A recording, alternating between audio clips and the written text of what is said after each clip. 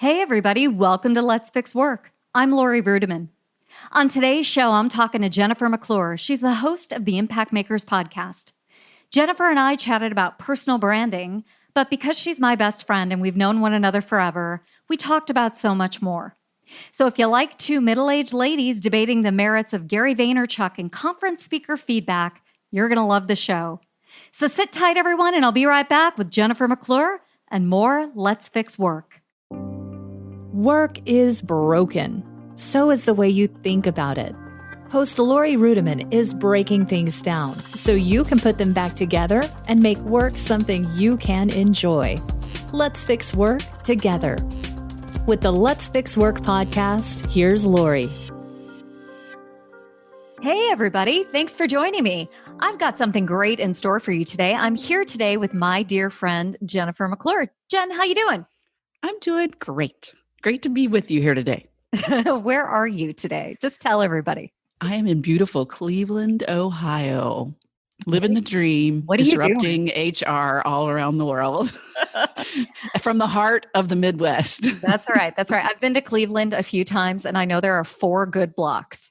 That's what I know about Cleveland. Okay, well, I must be in them because it's lovely. Yeah, that downtown area is pretty great. And back when I ate bacon, there's a restaurant called Lola's, I think. I don't know if it's still there, but the dude is known for his bacon and chocolate obsession. The restaurant that I ate at last night, the Greenhouse Tavern, which is very well known for its wonderful food, the signature dish is a $54 roasted pig's head.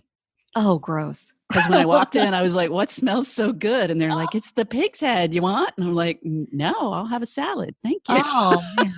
Disgusting. Well, somebody out there loves that pig head. They're selling them, right? I guess so. $54. Right. Can you imagine if you're known for making a pig's head? Like that's your brand. What a weird thing to be known for. The place was packed. So it's personal branding done right, I believe. What a segue, because that's what we're here to talk about today. So Jen, you are known for this thing called personal branding. That's why you're on the show today, besides being just my buddy. And I wanted to record an episode with you. So let's get started today, fixing work by talking about personal branding. Why don't you tell us what it is? I like that. I'm known for personal branding right alongside the greats, Tom Peters, Dan Schaubel, Jennifer McClure. Why not? Why not? Chick. Personal branding, I really have never liked the term, and I would love to be crafty and clever enough to come up with a different way to say it. But for whatever reason, I think it means exactly what it is. Who are you? What do you have to offer? And why should people, choose to work with you or want to engage with you or know who you are? So that really is kind of personal branding to me. I think the official, unofficial definition that I use, which I attributed to myself until somebody else told me Jeff Bezos from Amazon said it, but I like the I attribute it to myself version better. It's really personal branding is how other people think of you as opposed to other people in similar positions. Oh. So, when I think Laurie Rudiman, I think cat blogger, and there are no others to me, There's a whole industry, but there's just me. Work-life cats. I can't think of anyone else. You've pretty clearly separated yourself there. So it's what, if I think about entrepreneurs or women leaders or HR professionals or recruiters, what makes you different? Or are you just what I conjure up in my mind as a recruiter to be? So why does personal branding matter?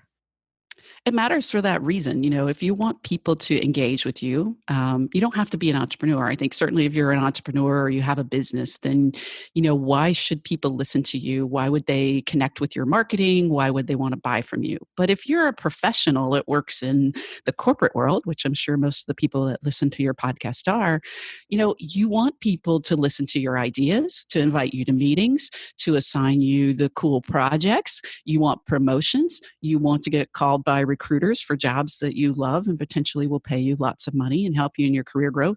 All of those things happen because your name came to mind when somebody said, who do you recommend? Or when the opportunity became available, they're like, we absolutely have to get this person because they knew of you for some reason. They don't just go, get me a human resources person. Anyone will do, No, they don't. In fact, they Or never say that. yeah. Or if they do, that job is clearly not, your career making opportunity. So, the only people that don't really need a personal brand are the people that don't really want or need to get noticed or recognized or move ahead in any way in the world. And I agree, granted, not everybody wants to be the CHRO or to own their own business, but we all want opportunities to do work that we love. And that's what you need a personal brand for. Well, yeah, that makes sense to me. So we're here today talking about let's fix work and personal branding, but there are some people out there who are like, no, you know what? I don't believe it. I don't need a personal brand. I'm not looking for work. I'm not looking to set the world on fire. I'm not really looking to do anything. I'm just looking to show up at work, or I'm volunteering my time, or I'm doing my small thing in the corner of the world. Should they check themselves and really reconsider personal branding? Because I'm sure there are people out there who are like, I don't believe in it. It's not for me. No, I think those people are going to get exactly what they want. Not much. Yeah. They're saying, I don't really want to I don't want to do anything. I don't want to be known. I don't want to move ahead in my career. Fine, great. You do you. I mean, a personal brand, everybody doesn't have to think about that. You have one though, whether you want to develop it or not. So, I kind of try to position it as, that was a nice way of kind of try to. Kind I of try do to. That's position fine. it as you have a personal brand, whether you want one or not. The question is whether or not you want to take charge of it. So the personal brand for the person you just described is the person that nobody really knows what they do, who is not making any waves, who just either does their job and goes home, or maybe they don't even do their job, but nobody knows it. And if that's what they want, that's their brand. But if you want, as I said, anything, if you want the cool projects, if you want a promotion, if you want a raise, if you want to get opportunities, if you want to be able to get people to donate to your favorite nonprofit or to get volunteers on your church committee, all of those things will or won't happen based off of how people think about you and how they feel about you and what they know about what you do. All right. So let's talk about how to have a personal brand, because there are people out there who maybe think they don't have one, or they have one, but they don't really know how to control it. So can you give us a good example of personal brands out there, and maybe some tips on how we can follow and emulate great people out there doing it right? Sure. Well, I use a couple of examples that are celebrities, so that that's a good way, I think, to capture everybody's attention, regardless of what field you're in. And my BFF Oprah, I didn't realize how close we actually were until I started my own podcast, and I seem to mention her all the time. Close or stalker? I'm not sure. Yeah, that could be part of my brand. Wait. I love Oprah. Who doesn't love Oprah? I think it's people who don't like themselves who don't. I've always said I'm not sure I'm, a member of the Church of Oprah, but I guess I am. But I've been using her in my presentation on personal branding for over 10 years, because when you think about a strong personal brand, you have to think of Oprah, because, think about her story, child from a poor background, lots of challenges in her background, but she kind of, once she decided, she did a lot of things professionally. Obviously, she's got the creds. She has the education. She worked as an anchor. And then, she began to kind of think about what she wanted. She was ambitious. She wanted to grow in her career. And ultimately, the Oprah story, she came in our living rooms for 25 years, and her whole brand became this live your best life, which then she, put on yogurt and, got her personal trainer anointed, and now he's the whole live your best. And then she had Dr. Phil, and it's like, how's that working for you? And, so all the things that Oprah's been able to do by really just being herself, but also making some intentionally good and smart, savvy business decisions, you have an impression of Oprah. Maybe 90% of the people love her and 10% of the people hate her, or maybe it's more than that. But when you see Oprah's book club on a book, you have an assumption, whether you like Oprah or not. You think probably that must be a good book because Oprah put her name on it and everybody's buying it. Or if Oprah says, these are my favorite things, you get an iPad and you get some fuzzy socks and you get these silk pajamas that cost $200. You're like, I really want those because Oprah likes it. So, what does Oprah do that we can do? Because a lot of us listening are like, man, I'm no Oprah. I just I work in know. marketing, or I work in operations, or I'm a chemical engineer. How is my life like Oprah? So, what specific things can we do to work on our personal brand? Well, again, I think, to use that example, the decisions that she's made along the way about where to position herself, how to position herself, what to associate herself with, and what not. And then sometimes she's made mistakes, but she's very transparent about those. She has been very, she's not some accidental billionaire. She's made intentional choices along the way about, why she chose Chicago as the place to go to start her first show, about why she stayed there. No other talk show was hosted there. So it was different in that way. She made, if you listen to the Making Oprah podcast, and if you haven't, people, I'd recommend that you listen to that. Lots of decisions along the way about how to change direction of the show to be different when her staff was telling her, you need to be like Sally Jesse Raphael, or you need to be like Ricky Lake. And she's like, no, that doesn't feel right to me.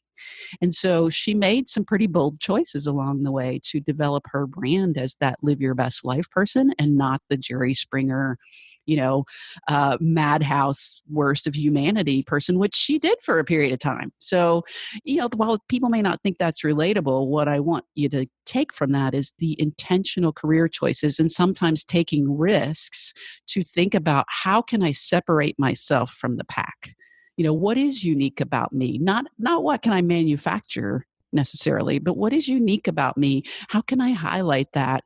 Okay, yes, if I'm Oprah, I'm already a Black woman who's Pretty mild, unique. Yeah. anything from mildly overweight to maybe really overweight that people relate to, maybe along that, but yet she wanted to be more than just that. She wanted to be, kind of rise above everybody else. So, Yeah. it's not about Oprah. Like I said, it's more about the how do you think about, back to that definition, what separates you from other similar people to you as a woman, as a human being, as a, leader in whatever your profession is, as a volunteer.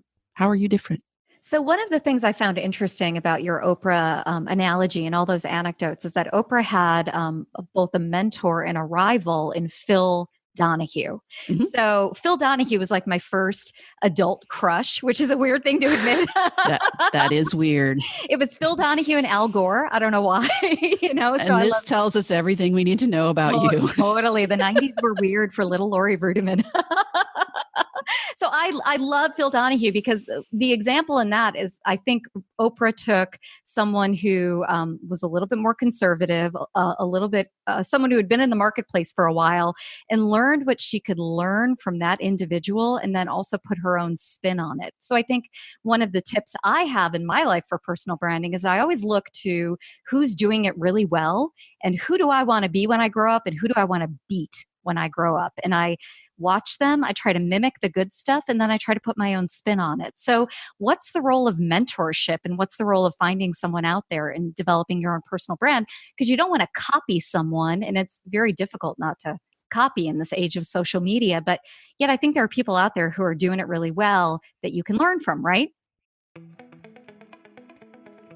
Are you tired of talent and HR podcasts that sound like corporate training videos? Same. Talentless is the no-fluff show about hiring, leadership, culture, and what's actually going on in the world of work. Talentless is a podcast for recruiters by recruiters. Hosted by Desiree Goldie and Ashley King, they're smart, occasionally salty, and never afraid to say what everyone else is thinking. Listen wherever you get your podcasts and subscribe at talentlesspodcast.com.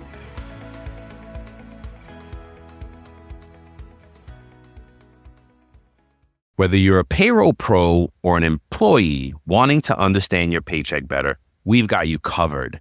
Tune into It's About Payroll for expert insights on payroll trends and compliance, or check out It's About Your Paycheck, the go-to podcast for employees looking to understand their pay and rights.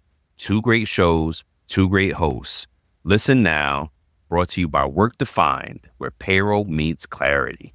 Absolutely. I mean, and I think you've said it very well. If we go all the way back through human history, None of us is probably doing anything new at this point. We're all, to use a Laurie Rudiman quote, work is derivative. Well, I only say that when I'm making the face. You got to make it was either you or Jeff Bezos that said it. Right. I don't remember. But the reality is there are people out there who've gone before us, and it is wise and prudent to look and say, who are the people, again, for me, I'm a female entrepreneur who is a keynote speaker, and I like to help people build careers that they love and lives that matter. So I should be looking out there, and I do, for other people who are online entrepreneurs, marketers, leaders that have built really good brands that I admire and follow. Let me interrupt you, because who do you look at as someone to admire and someone to quote unquote mimic? Like, who's doing it right that you like in your specific area? Well, if you've listened to my podcast, Impact Makers with Jennifer McClure, the name you've probably heard second to Oprah after Laurie Rudiman, which we'll get back to, is Michael Hyatt. So michaelhyatt.com. And I found Michael Hyatt when I moved out of the corporate world where I was a career HR professional for almost 20 years and had started into an executive recruiter role, which was everything I thought I'd never be. But people smarter than me had kind of steered me in that direction for a lot of reasons, I'm sure, that were part of my, quote, personal brand that I didn't even know I had. And so I was kind of, I'm in an office where I'm really a business of one. It's a 100% commission role. I was working in a great company with very supportive people, but most of the day we're all, making calls and building relationships and finding candidates. So we're sitting behind our closed doors in our offices. So even though I'm introverted, it was a big change from being a leader with a team and people always popping in and out of my office. And so I'm like, I need knowledge.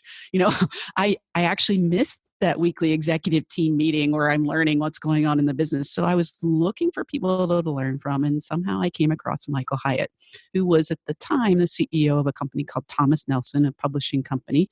And he had started a blog just shortly before I started following him. So this had to have been probably 2006 or 7, maybe 7. And was just writing from a leadership perspective, his thoughts. And he also wrote about, he's very techie and very productivity focused. So he would try like the new iPhone and tell you what he liked and what he didn't like. He would tell you what's working with his productivity habits. And so I was just eating all this stuff up. And I'm like, this guy is making me smarter. If he likes the new iPhone, then I need the new iPhone. If he does this in his productivity habits, I need to do this, because I saw him as someone that I admired and that was successful. And then ultimately, when he retired, became an online entrepreneur. And now he shares that on a much broader scale. And I've spent thousands of dollars with Michael Hyatt, none of which I would take back. And I believe in what he says and what he does. I don't buy everything he says, but I think to me, that's an example of, I am where I am in my business today because of Michael Hyatt, because of lots of people, including yourself, who I have watched. I've taken what I like. I have discarded what I don't, or I've put some things in the parking lot that I don't think I'm ready for yet. But yet when I do it, I'm me and I have my own spin on it. So I'm not copying him. And even if I am copying him, it's going to be in my words and my personality, and people will resonate with it or not because they do or do not relate to me. Now let's take it out of the celebrity sphere, and bring it to a personal brand that maybe many of your listeners, because they're in the people space, will recognize, and that would be Steve Brown. So Steve Brown, at S Brown with an E, HR on Twitter, Steve Brown with an E everywhere, so you can find him. You can find Steve is from Cincinnati.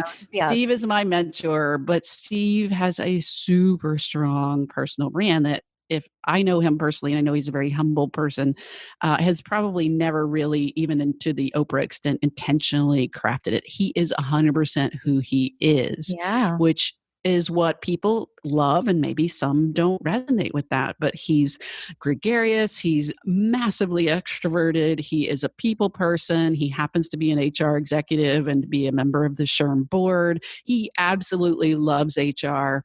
He believes in the best in people at all times. He's all about double exclamation points in everything he writes. He loves tie-dye, he loves rock music. And so people that love Steve, it's kind of a cult of Steve. They love Steve. a lot of people, myself included, would say they consider him a mentor. I am Sure. not a lot like Steve personally, but I learn from him as a leader, and he's someone that I go to and I trust to be very honest with me because I know he cares about me enough to tell me the truth. On the other hand, I love it, and he shares some of this. He's also a speaker, a great speaker, and he brings a lot of things to show in his talks. And he's made me cry multiple times because people will send him because the double exclamation point thing. I know the grammarians hate it. I've edited his work before when I had it on my own blog, which I'm sure he hated that. But he got sent a book by Tiffany Kuehl, who saw a book about exclamation points. It was a kid's book about exclamation points, but she sent it to him and he told the story behind it and I loved it. And then he told the story about how somebody else, out of the blue sent him a tie-dye t-shirt. And I loved it because people see those things and they think, Steve Brown, I must get it. I must send it to him. I love that guy. A lovely that's example of all personal those branding. things. Yes. I'm okay with that. But he's an HR practitioner, so but if, and not just in Cincinnati, if you're a recruiter and you're calling, you're saying, who's the best HR person out there? Who should I be talking to? My guess is people all over the world are saying, you should call that Steve Brown guy. He may or may not be interested in your job, but he probably is going to know somebody you should talk to. Well, everybody, go ahead and look at the show notes to make sure that you've connected with Steve Brown. And when we come back, we're going to talk to Jennifer McClure about her personal brand, what she thinks of my personal brand, which she's already told you. I'm cynical and I like cats. And we're going to talk about how personal branding applies to your life specifically. So sit tight, everybody. We'll be right back with more Let's Fix Work. Hey, everybody, it's Laurie Rudiman here. I'm all in on the Let's Fix Work podcast. I want to deprioritize corporate interests, amplify good ideas, and help people fix work by fixing themselves. But I need your help. Please head over to patreon.com/Let's Fix Work and contribute to the podcast's growth. I need your help in building an infrastructure, growing the community, and making Let's Fix Work a permanent place for good ideas. Your donation is essential for the show's success, and any contribution would mean the world to me. Thank you again so much for listening to Let's Fix Work, and thanks in advance for your support. Welcome back, everyone. I'm Laurie Rudiman, and this is Let's Fix Work. I'm here today with my friend Jennifer McClure, who I know only lets me and a few people call her Jen. Is that right, Jen? It's true. Well, let would probably be too nice of a word.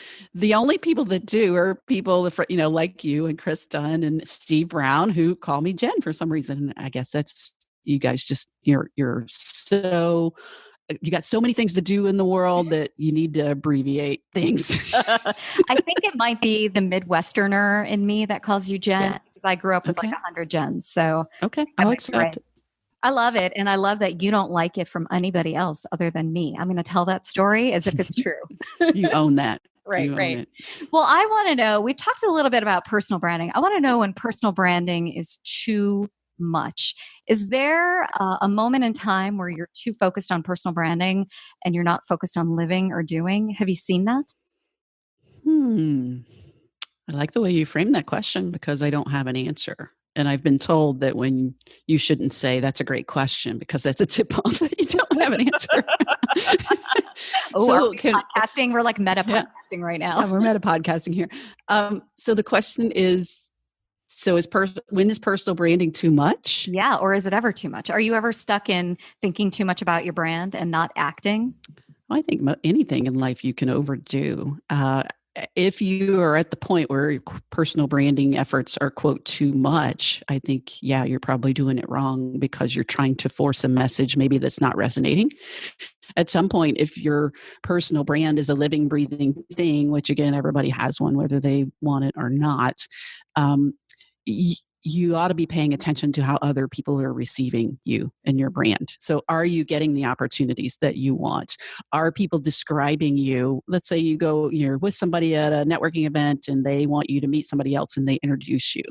Are the words that they use the words that you're like, yeah, that's totally me and what I want people to know? Or you're like, that what? If I said Laurie Rudiman is my favorite cynical girlfriend, you might go, what about all the other things that I do? Yes. What And, about all those? and I think then you have to kind of do some self-reflection and be like, well, why would Jennifer have said that about me? Is that what I talk about more than I talk about the things I wish she had introduced me as? So I think doing it too much maybe is not uh, the right way for me to think about it. It's more about, are you doing it in a way that's resonating with people, and are you seeing results? Are you hearing and seeing, if you have a product to sell, are people buying what you're selling?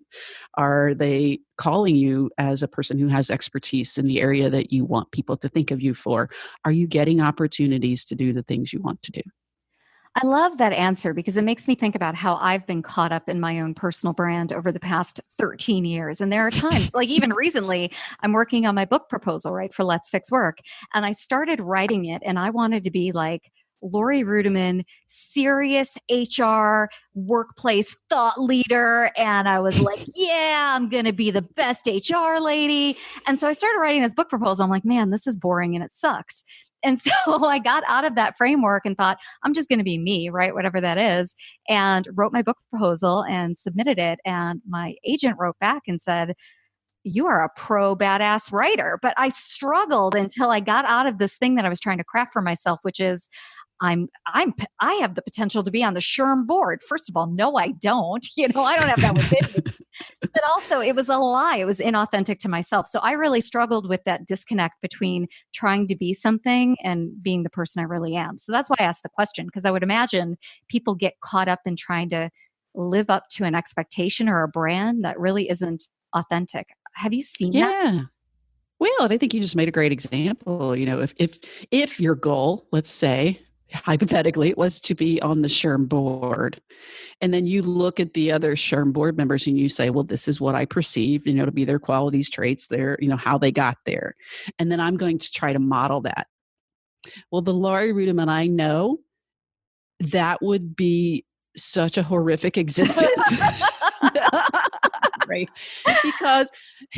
because you are some of those things. Absolutely. Yeah. But you're also so many other things that make up the wonderfulness that is you. Right. And I don't know, like you said, who knows? You could be on the SHRM board someday, but trying to say, well, this is what I think those people do, and I'm going to kind of fit myself into that mold. And I'm going to write a book in that voice. That would be so painful. Yeah, right. That would be so painful. You would hate every minute of it. The book would be bad. What I want to hear is the same Laurie Rudiman that I've been reading since 2007. And who has a voice and a point of view that sometimes I agree with and sometimes I don't. But when I don't, it's written so well that it causes me to think about my own perspective and say, well, could I actually defend my point of view, or have I really thought it through? And I love the stories that you tell and the experiences that you share. And I even tolerate your cynical point of view at some point. Oh my God, you more than tolerate it. You love it. You know you do. I love it. But that's, again, if somebody tells me, asks me a question like, who is a great writer that I should read to learn how to write well? Your name would be the first one that comes to mind. That's nice of you. Thank you. If I don't want to hear about myself. That part of my personal brand is I can't take compliments. Tell me about your personal brand. What do you think it is? And I'll tell you what I think it is. Who are you? Oh, I don't like the way we framed that question. What do I think my personal brand is? No. How do you want me to frame it? Is it like, what's your personal brand? Is that a better question? Here's what I'll tell you that I'm striving to achieve. Now, then I'd have to kind of listen to the marketplace to see, am I hitting? And I think, I get some signals back. My personal brand is that I'm a keynote speaker and a performance coach that is trying to help people build careers that they love and lives that matter through building their authority and expertise so that they can get noticed and get the opportunities they want and deserved. Now, that is doesn't roll off the tongue not at yet. all. And I tell people in my personal brand workshops, it's constantly in motion. I mean, just because I'm up here and I'm telling you how to do personal branding doesn't mean that I've completely done, that's all locked and done. What I've got in there are the key tenets of what I want. I haven't really gotten to Jennifer, the 30-second elevator pitch. Jennifer, where are the horses? Your personal brand is horses. your personal brand is so much more than what you tell people that you are at a networking event. And I also have to know who my audience, wait a minute, let's back up. Really important thing here. All right. I have to know who my audience is. And maybe I should have thought, well, again, I did think the audience for Let's Fix Work is probably business professionals. Yeah, If this and my were family. equestrian today, and someone asked me, the host asked me, what is your personal brand? I'd say, I am a person who is passionate to obsessed with horses, who if I could do anything in the world and it didn't matter how much I got paid for it, it would be riding horses all day, every day. Wait. But I like that. I fund that passion. Wait a minute, but I fund that passion through being a keynote speaker and a coach. That's it. But Why don't you just audience? No, that's audience specific. That's Oh. not going to resonate with anybody out there who is ultimately going to pay me to do anything. Well, I feel like it's a more interesting and more authentic way of talking about yourself. Like, I'm passionate about horses, and because I love horses, or I, Laurie Rudiman, am passionate about cats and animal rescue. And because of that, I'm out there slinging hash on the blog and, doing all sorts of other stupid stuff. But ultimately, at the end of the day, I do all of this work that I do for my animals and other people's animals. That's my brand. But if I draw you into what I do, what I write, what I speak about, what I talk about online, you ultimately know those things about me. Just like I mentioned with Steve Brown, getting the gift of a book about exclamation points and tie-dye t-shirts, whatever. People send me Diet Coke, cupcakes. They post every horse video that's cute in the world on my Facebook wall and say, I think you'd like this, because people think about me. They'll take pictures when they're on trips. They're like, look, Jennifer, I saw a horse. I thought of you. Those things are absolutely part of my personal brand and have brought me business. Yes. So it is important to be your whole self. I have posted a picture of my horse before on Twitter and gotten an email from somebody who said, oh, I saw your picture about a horse today on Twitter, and it made me think we need a speaker for our upcoming leadership event, and I thought of you. Isn't that amazing? Thanks, Sarabi. Yeah, I love that. Well, thanks for helping mama pay the bills. Yeah. So, I like your personal brand in a lot of different variations. And we've talked a little bit about mine, but what if you're out there and you've got a personal brand that you don't like? What are some things that you can do to improve it? Do you write more blog posts? Do you go on LinkedIn? What's your strategy for improving your personal brand? What if you're a person out there who is known for being crabby or cynical and you don't think that's necessarily authentic? How do you fix it? I have a couple of personal examples I'll share with you because I use them as examples. Number one, I think you always have to be evolving your brand if you want to evolve as a human being. So the brand of Jennifer today in 2018 is absolutely not the same brand that I had in 2008 when I was working as an executive recruiter, because my goals in life have changed, or I'm doing something different, or I'm attracting a different audience. So I've had to, pay attention and evolve and just like Oprah, I've had to intentionally make some decisions to shift that direction. So I'll give you an example from when I was an executive recruiter. So here I am getting 100% commission, full cycle retained search executive recruiter. And I've got to go out and build relationships to get clients. I've got to build relationships to have candidates. That's how I get paid, by the clients who pay me a retainer to go find executives for their roles. That's the plan. So to build my brand, LinkedIn was relatively new at the time. I had also made a decision to give away 10% of my time to helping senior executives in transition by just meeting with them, listening to their interviewing, telling them they sucked and interviewing, and here's how you can do it better. Your resume needs this better. So it was just an hour of unsolicited, solicited advice of how they could do their job search better. And I typically ended it with, oh, and there's this new thing called LinkedIn. Here's how you can use that. And let's get a profile set up for you so you can start, getting people to know about you. God, what so an a lot of the, oh my God. a lot of those executives ended up, getting hired by companies. Yeah. Or they'd go back to their executive job search groups and they'd say, I just had this amazing meeting with this girl named Jennifer. She taught me how to network. She taught me how to interview. She taught me how to do a LinkedIn thing. Let's have her come in and talk to our group or our company or our recruiters or our HR people. And so I started getting invited to speak to people about LinkedIn. Meanwhile, LinkedIn in 2008 opened up the opportunity for anybody to create a group. Before, nobody had been able to create groups on LinkedIn other than I forget what they were called, but Oh they my were God. closed. Remember when So the LinkedIn had day all those rules and it was a pain in the ass? Oh, wait, that's today. that's now.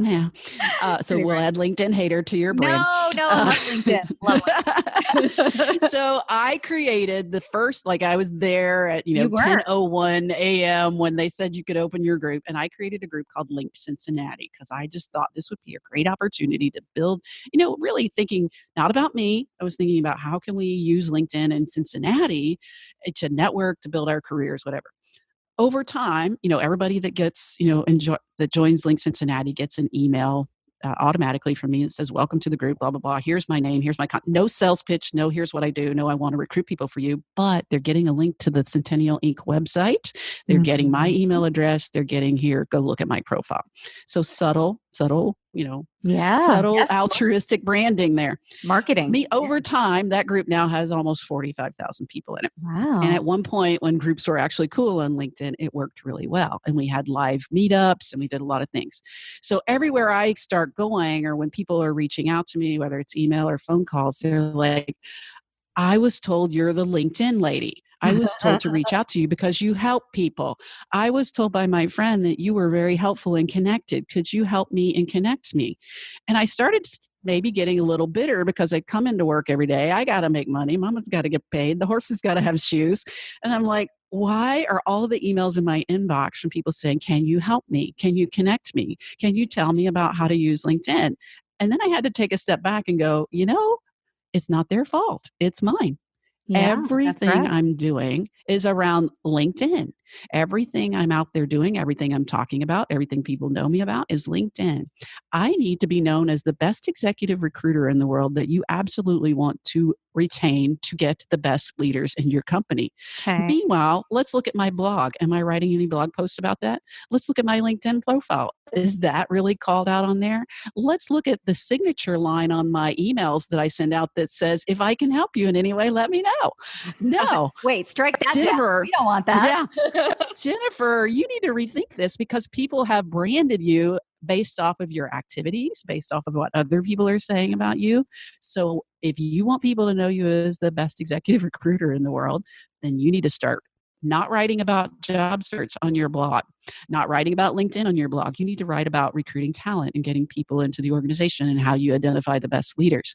You need to reshift your LinkedIn profile and make sure the word recruiting is on there. You need to, in your signature line, take that if I can help you in any way off of there and put have a great day. Never contact me again. Yes. He intentionally made some decisions to say, I got to shift this. It's going to take time, but I need to pay attention to what I'm putting out there in the world. And over time, it helped. And then over time, I've had to shift that to I'm a speaker. I've had to shift that to I do, all these other things. So you worked on your brand in order to stop being the LinkedIn lunch lady, right? And something else other than a LinkedIn lady. And you did it because you started blogging, right? Yeah, but it shows, again, I think both the power of personal brand, but also listening and kind of paying attention. And if people are describing you or asking you to do things or calling you out or offering you job opportunities for things that you're like, that would never be something that I would like. Why would they think about that?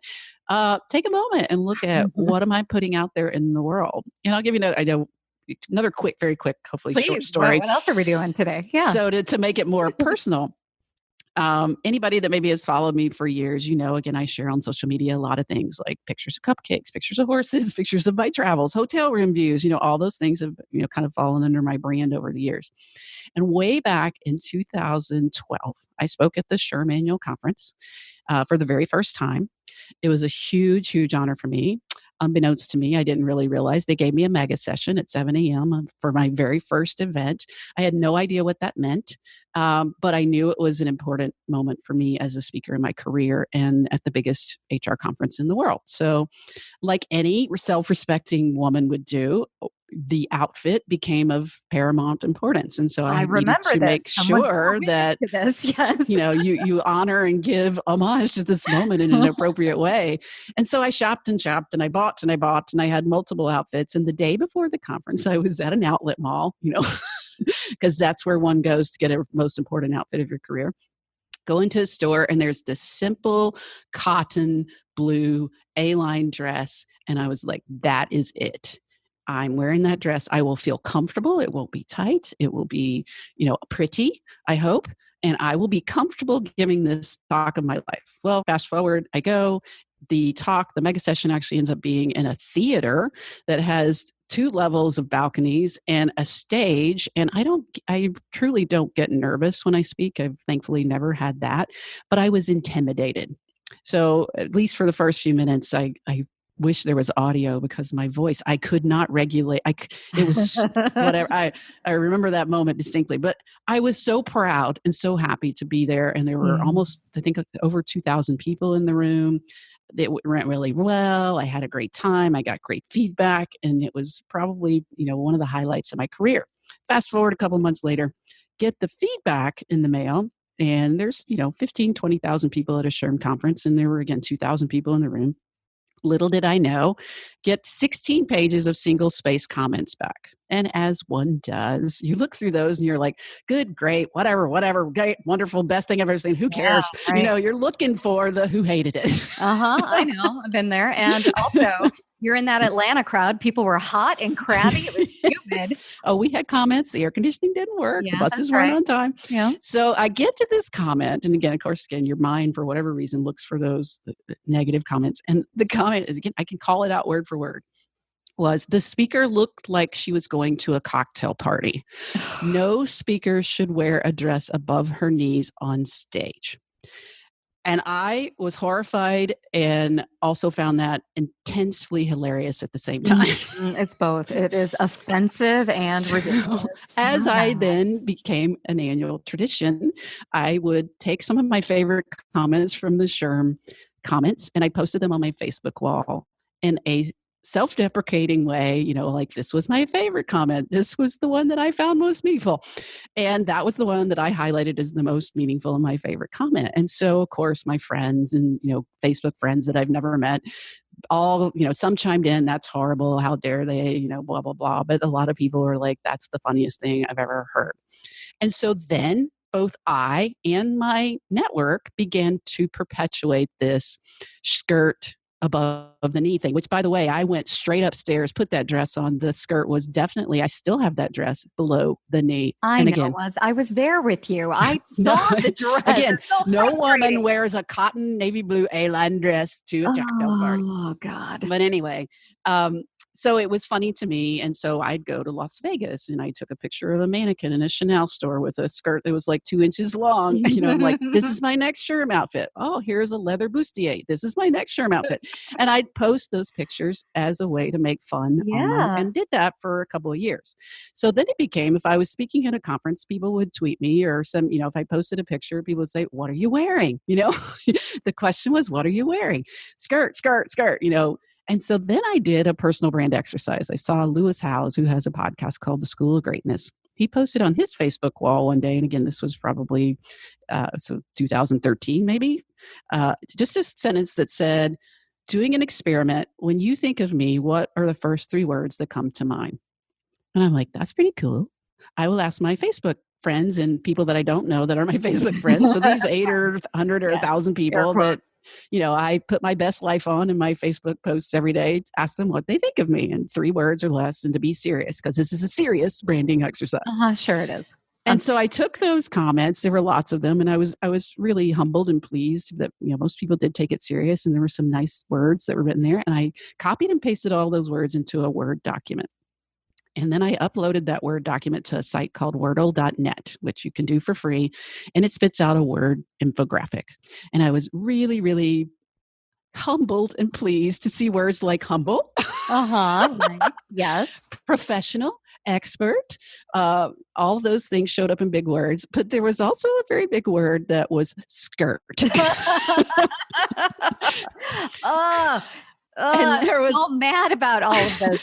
Also a very big word that was just as big as the word expert was cupcakes. Oh, well, that's good. Yeah. And again, I kind of had to take a step back because I'm amused at first and then I'm horrified at second. Like, why would skirt and short was also on there somewhere show up when I asked people to think about the 3 words that come to mind when they think of me? And I was like, going back to the same example with the LinkedIn example, Yeah, because that's all I talk about. that's right. I'm constantly sharing pictures of short skirts. I'm in on the joke about short skirts. People are asking me what I'm wearing at conferences. That is 100% not what I want my personal brand to No, be. don't. So from that point forward, I never talked about my attire, about my skirt length. I never made fun of that SHRM comment on social media again. And it took time for it to die out from the people that follow me. But now, most people, maybe a few diehards would say that, but most people, if you ask them what are 3 words, that would not come to mind. Same with No. cupcakes. I was taking pictures of cupcakes and showing them everywhere. And that's what people thought of me. I was okay with the cupcakes, not with the skirt. Hi, we're Meg and Amy from The Meg and Amy Show. We're not only tech execs and big picture thinkers, we're also best friends. We're curious learners. And on this podcast, we're challenging the status quo and activating the future. And we're going to give advice about work and leadership, right, Meg? You know, we can't help ourselves. But this podcast is about exploring possibility, not being right. That sounds refreshing. For more, tune in to The Meg and Amy Show. Hi there, I'm Peter Zollman. I'm a co-host of the Inside Job Boards and Recruitment Marketplaces podcast. And I'm Stephen Rothberg, and I guess that makes me the other co-host. Every other week, we're joined by guests from the world's leading job sites. Together, we analyze news about general, niche, and aggregator job board and recruitment marketplaces sites. Make sure you sign up and subscribe today. Well, I want to quickly talk about that moment, if you have a moment to talk about SHRM and conference feedback, because I remember this experience with you. And I have had these experiences myself where I'm on stage as a woman. And I think my personal brand is like contrarian, someone who's cynical, someone who's constantly complaining, right? So, but I get this feedback. Own it. You own that, girl. I own it. It's fine. I get this feedback from SHRM and from other conferences where I've keynoted. And there was always a comment or two about my appearance, like professional speakers shouldn't show their tattoos, or that dress is inappropriate, or that woman, blah, blah, blah. And there was something about my appearance or my demeanor. And it got to the point where I've now asked event planners, and I still do this today. I say, I am open to all kinds of feedback. Whatever it is, I'll take it. But if it's anything regarding my personality or my tone of voice, please take it off. Because I can't even look at it, Jennifer. It just pisses me off to no end. So I wonder, when you got that feedback about your dress, how did you feel? Oh, I felt, I said, horrified, amused, shame, like, oh, I thought I looked nice. Does that mean all other 2,000 people were thinking that I, looked like a party girl? Meanwhile, again, you ignore the 16 pages, right. Again, 16 pages, single space comments. 98% of them were loved it, best I've ever seen. I have continued that talk I've done. I finally tried to retire it, but people still asking for it. So here we are, 7 years later, and that talk has made me hundreds of thousands of dollars in keynote speaking because it was good. But I will never forget that moment. And I won't forget all of the other comments that people have made about my shoes and my attire and my Disney princess hair. And, those are things that I don't think I can control. And to be, completely transparent, I got an email yesterday. So I spoke at the SHRM Annual Conference 2018 conference in June. And it is now August. And yesterday I was driving to Cleveland and noticed that I have an email from SHRM with my 2 documents of feedback from the 2 sessions that I have there. And I have yet to open them. Don't. There's a reason, right? There's a reason. Again, I know I got enough feedback from people after the events to know that the sessions were good and that, I did what I went there to do. I've already booked multiple talks from, one of them to, do keynotes at conferences. So that has worked. But here I am. I'm afraid to open that. I don't want to open that document today because I want to have a good day. Yeah. And I think that's unfortunate. It is unfortunate. What do you think drives someone to leave feedback like that? Do they just not know how to give feedback? Do you think they're malicious in intent? What is it that drives somebody to write about a person's appearance or something really nitpicky? I think as humans, we tend to do that, not just with speakers, but in life in general. We have triggers or things that we're like, oh, I hate that, or I would never wear that. And then for whatever reason, maybe we're having a bad day, or maybe I just think it's people who aren't really opening themselves up to, a lot of cases, give grace to people, a lot of cases to overlook things that are their personal opinions or values, and to look for what is the learning opportunity here. And instead, I think that my expertise needs to be shared on this feedback form about the height of Jennifer's heels and what I think is appropriate versus not. If there is anything that this podcast could do today for people out there, it is to encourage you, if you're in an audience somewhere and you see a speaker on stage, to give grace, but also to have a little bit of empathy and think about that moment where Jennifer has her feedback form and she doesn't even want to open it. I'm not opening it. No, I probably will open it this weekend when I'm like with some horses. I'll be sitting with my horse in her stall going, "You make me happy no matter what." Every time you share your feedback, it causes me to have an amount of rage because I don't speak as much anymore. And when you share that feedback publicly, I am so angry on your behalf. I mean, I love you. You're an amazing speaker. You're a talented woman. You work hard for that audience.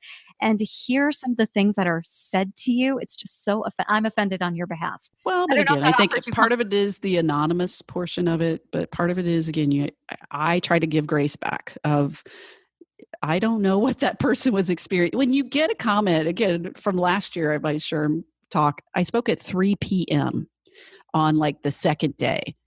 And one of the written comments that someone took the time to write on my form was a paragraph about how the convention center did not have enough places open for breakfast in the morning and the lines were too long. And I read that. That person does not deserve you, Jennifer. But again, I read that and I'm like, I'm amused because you're so bitter at 3 p.m. that you came to a session about disrupting HR.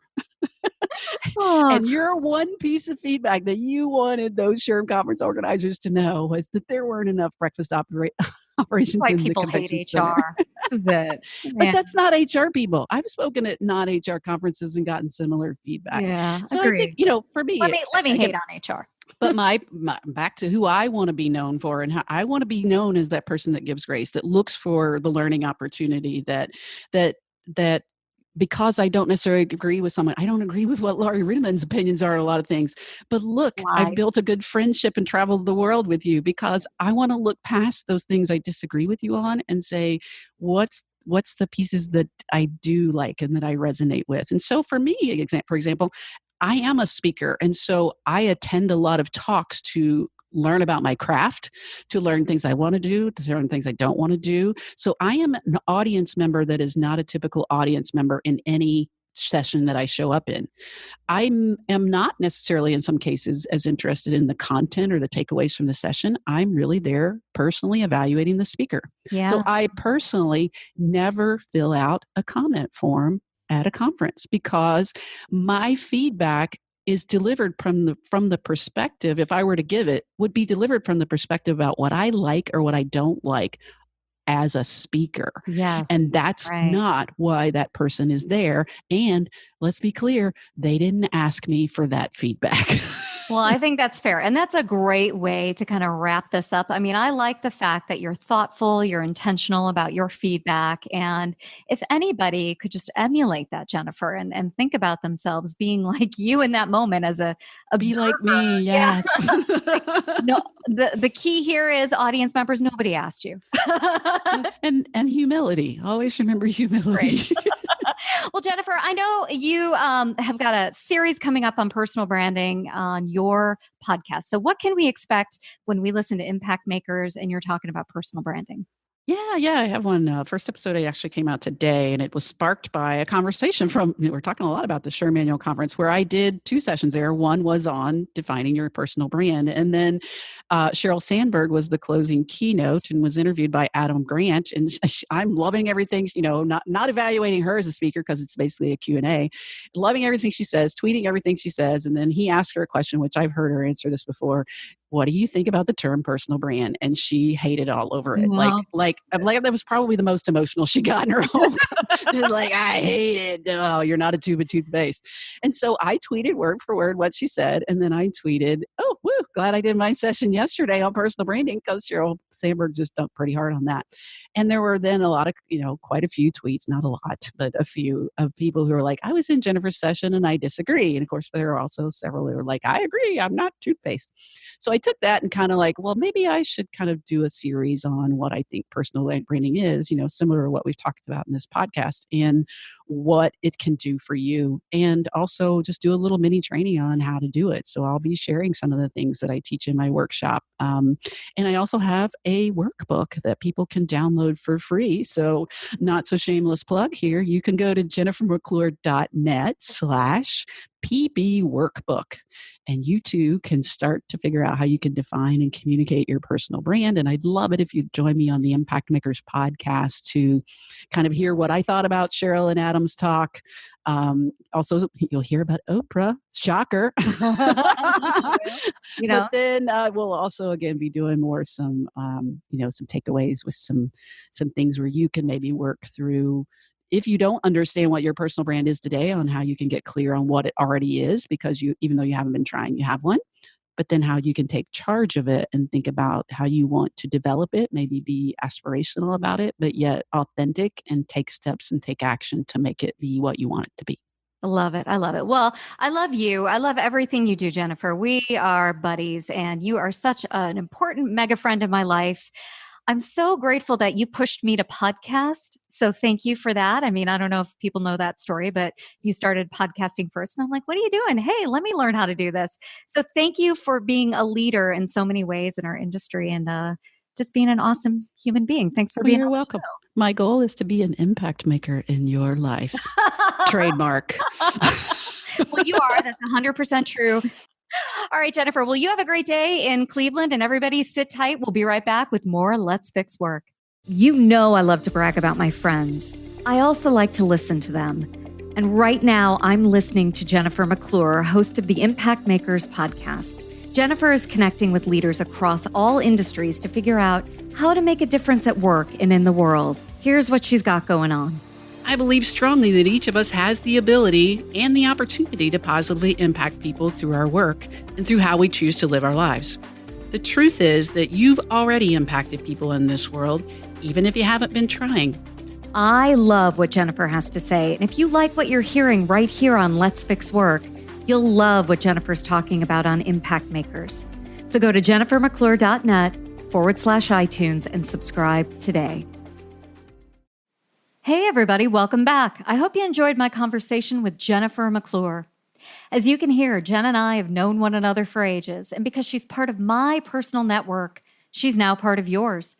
So check out the show notes and listen to Jen on the Impact Makers podcast, and find her at jennifermcclure.net. Let's Fix Work is a production of One Stone Creative. Audra Casino, Megan Doherty, and Gerson Laflèche make the show great. If you like what you heard, subscribe on iTunes or your favorite podcast player. And don't forget to check out the Let's Fix Work page on Patreon, where you can contribute to a community and watch the show grow. That's all for this episode, and I hope you enjoyed it. Send me an email with feedback if you have any, and we'll see you next time on Let's Fix Work. Thank you for listening to this episode of Let's Fix Work. Wouldn't you love to get your hands on Laurie's no-holds-barred, honest HR handbook for employees and pros alike? Download it for free at laurierudiman.com/DIYHR.